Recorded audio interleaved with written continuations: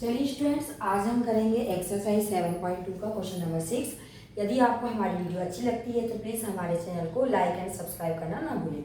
चलिए अब हम क्वेश्चन नंबर 6 करेंगे।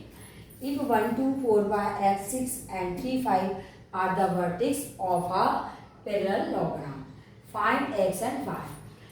1 2 4 by x 6 and 3 5 जो है इस पैरेललोग्राम के क्या है, वर्टेक्स है, मतलब शीर्ष है, जिसमें हमें x और y की वैल्यू क्या करनी है, फाइंड करनी है। चलिए हम क्या करेंगे, एक पैरेललोग्राम बना लेंगे।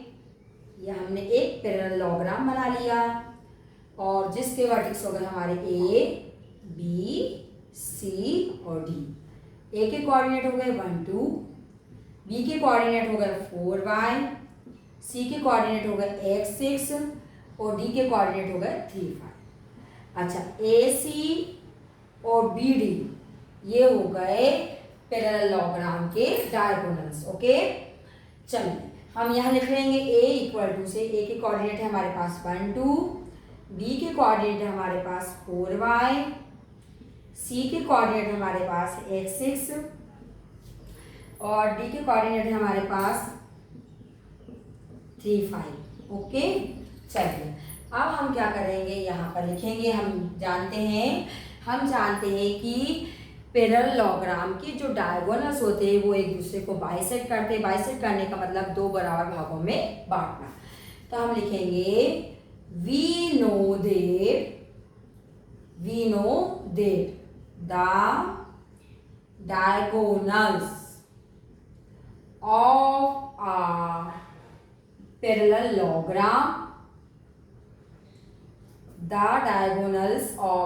Parallelogram bisect each other।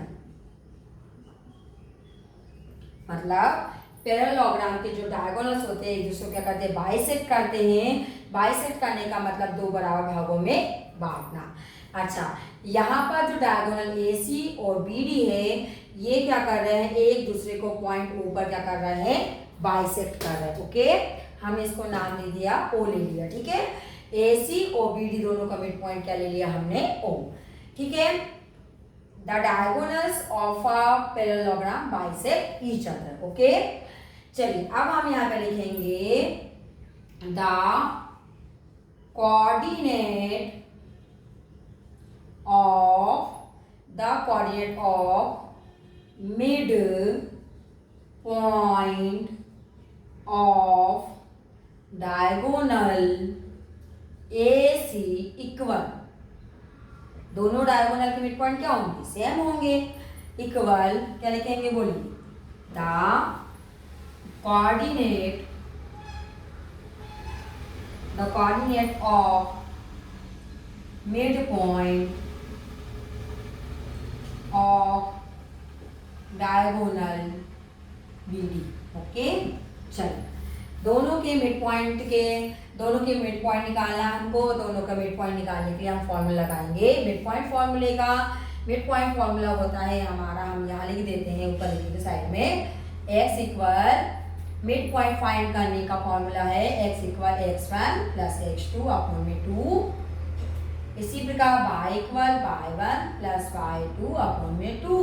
अब हम AC के मिड पॉइंट निकाल रहे हैं, तो AC के मिड पॉइंट निकाल लेंगे। तो AC के लिए हो जाएगा ये x1, ये y1, ये x2 और ये y2। ओके, चलिए हाँ, तो बोलिए 1, इस फॉर्मूले में वैल्यू रखेंगे। x1 कितना गया हमारा 1 प्लस x2 होगा x अपॉन में 2, कॉमा लगाएंगे 2 प्लस 6 अपॉन में 2 इक्वल लगाएंगे।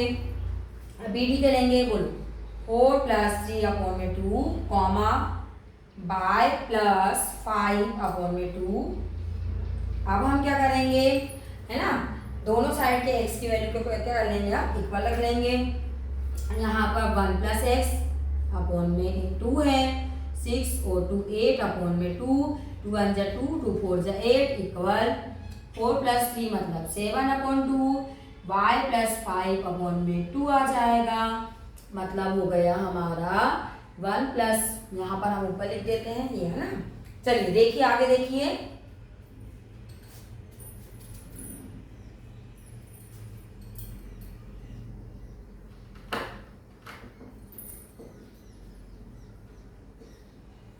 ये हो जाएगा हमारा 1 प्लस एक्स अपॉन में 2 है, यहाँ 4 है, इक्वल में क्या है हमारे पास बोलिए 7/2 कॉमा y प्लस 5 अपॉन में 2। अब हम 1 प्लस एक्स अपॉन में 2 इक्वल 7/2। ओके, ये अपॉन के 2 से ये अपॉन का 2 कट गया। 1 प्लस एक्स इक्वल 7, तो x इक्वल 7 प्लस 1 का ट्रांसपोजिशन करेंगे -1, x की वैल्यू 7 - 1 मतलब 6 आ गई। ओके, चलिए अब हम यहाँ पर क्या करेंगे, y की वैल्यू फाइंड कर लेंगे। तो 4 इक्वल बोलिए पाई प्लस 5 अपॉन में 2, अपॉन के 2 इस साइड आएंगे इक्वल के, तो काय में आ जाएंगे, मल्टीप्लाई में आ जाएंगे। 4 मल्टीप्लाई 2 इक्वल बाय प्लस 5, 4 2 जा 8 इक्वल बाय प्लस 5, प्लस 5 का ट्रांसपोजिशन कर देंगे तो 8 - 5 इक्वल बाय, तो y की वैल्यू 8 में 5 माइनस करेंगे तो 3, y की वैल्यू क्या आ गई हमारे पास 3 और x की वैल्यू आ गई 6। ठीक है, यही फाइंड करना था, दैट्स ऑल।